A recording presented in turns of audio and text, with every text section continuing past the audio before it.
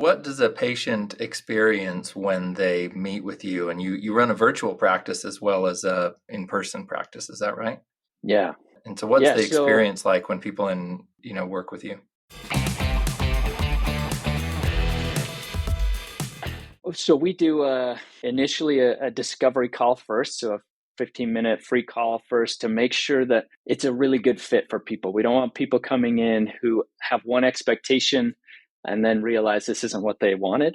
And we also want people who are motivated. We want people who understand that we're not in it to give people a simple fix, a pill for every ill. We really want to have people who are interested in learning and growing together in sort of longer term health and investing into kind of their own sort of life and lifestyle. So we do this 15-minute call. If it's a good fit, then we start to work together. So we do an initial consultation, and this is what stepping out of kind of conventional medicine and the insurance realm has allowed us to give kind of the absolute best care to people. Instead of feeling like, okay, we have to see a certain number of people a day, or we have to jump through the specific hoops in the way that we document what we do so that we get paid, which was the case in North Carolina. Extremely frustrating. I spent more time documenting than I did seeing patients. And so now it allows us to just get the information that we find most important and then sort of spend the time really getting to know and connecting with the person. So we do this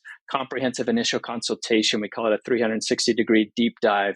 So they fill out health journey forms ahead of time, and then we get together either in person or virtually like this through a video call. And we just dive into all of that and try to understand their whole story. Where were they born and what was that like? Were they a C-section? Were they breastfed or formula fed? What was their childhood like? We try to understand not just like typical family history, but like the environment that they were raised in, as well as maybe some genetic predisposition they may have had. We try to understand kind of the stressors they've been through, the things they've been exposed to as far as not just stress, but maybe antibiotics, maybe certain toxins that they've been exposed to. We try to understand the timeline of events of what maybe if they were not breastfed and they had a C-section and then they dealt with a lot of like eczema and asthma as a kid, and then they started to develop an autoimmune disease. And so we try to kind of put that into a timeline so we can say, okay, now we maybe understand some of those triggering events,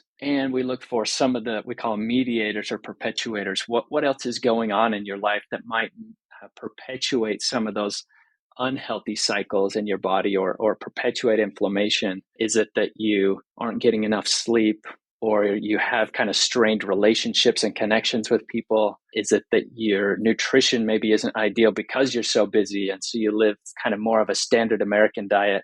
And so understanding each of those concepts in somebody's life, we kind of put that all together on a timeline that we present in the second visit. And then at the end of that first visit, we talk together, okay, this is what we think is your situation, the things contributing. This maybe makes sense as far as next steps of trying to understand your health from a lab testing standpoint.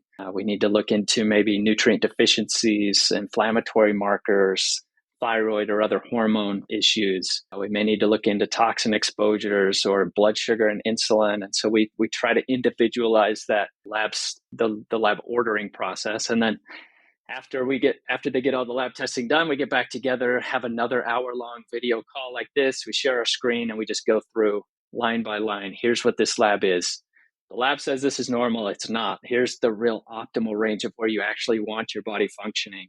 And so we just go line by line through those. And it's so fun to watch people who are like, oh, that explains why I feel the way that I feel.